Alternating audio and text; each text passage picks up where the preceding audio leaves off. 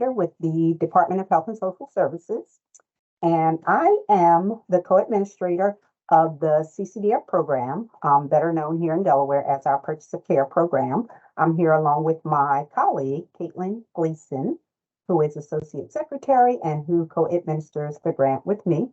And we're here today to share with you what we have in store regarding our state plan process.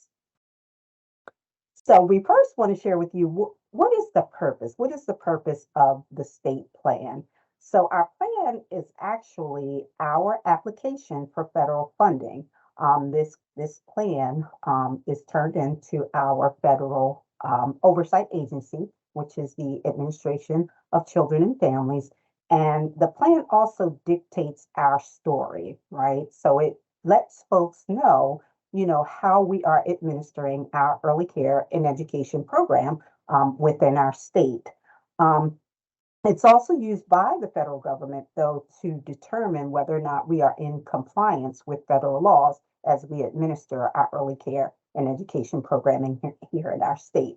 So I'm going to turn it over to Caitlin now, who's going to share with you a little bit more about the details regarding how we're going to proceed with our state plan process. Caitlin? Thanks, Belvy.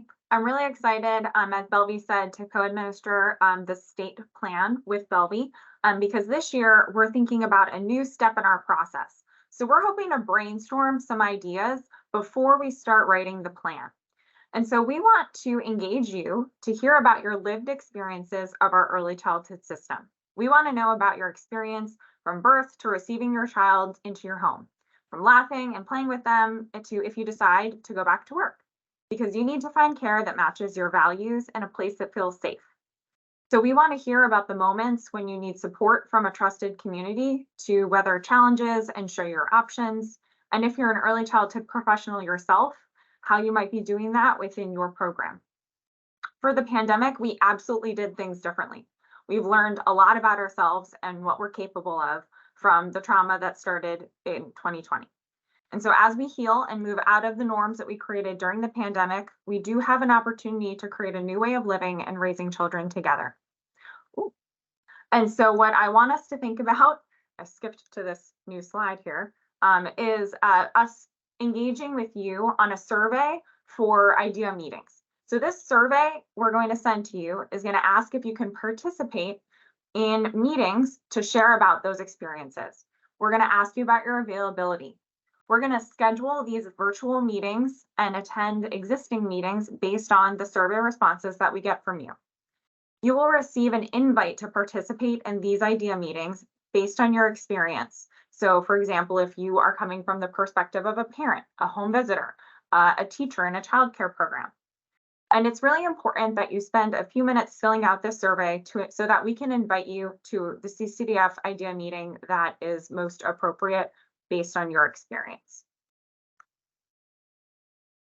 So by the end of these CCDF idea meetings, we will have a huge brainstorm of verbal and written ideas about how to improve our early childhood system.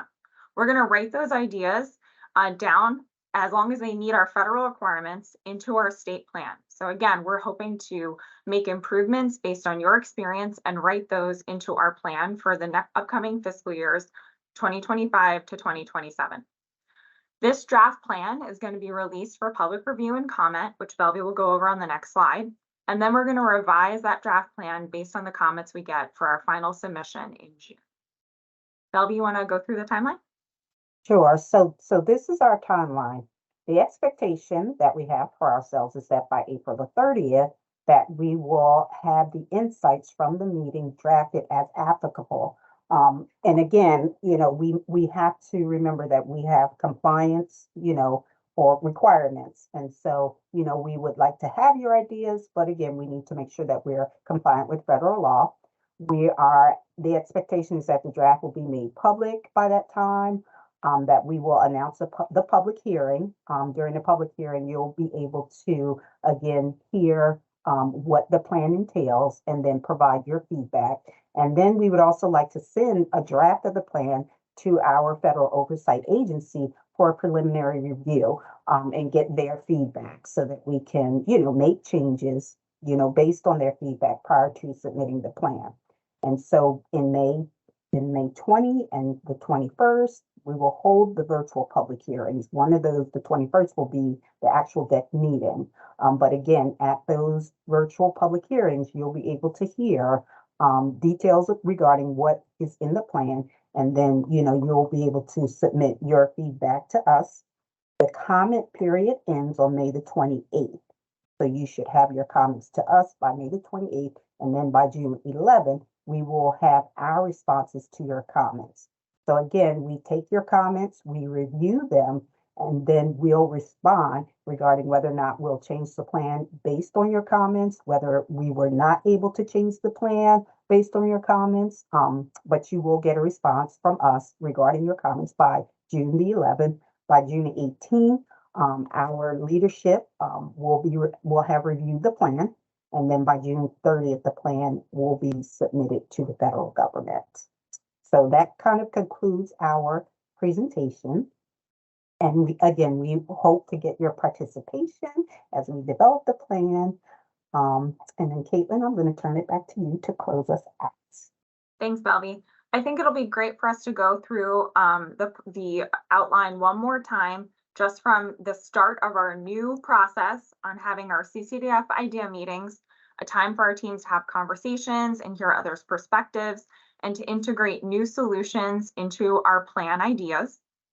And that's why we're asking you to fill out a survey, which you will receive attached to this presentation or with this presentation via email if you can participate fully in a meeting to share those experiences and your ideas.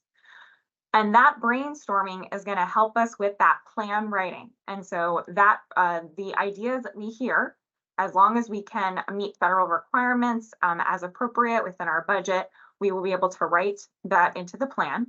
And as Belvy went through, those insights will be made into the draft public plan that will be available for public comment.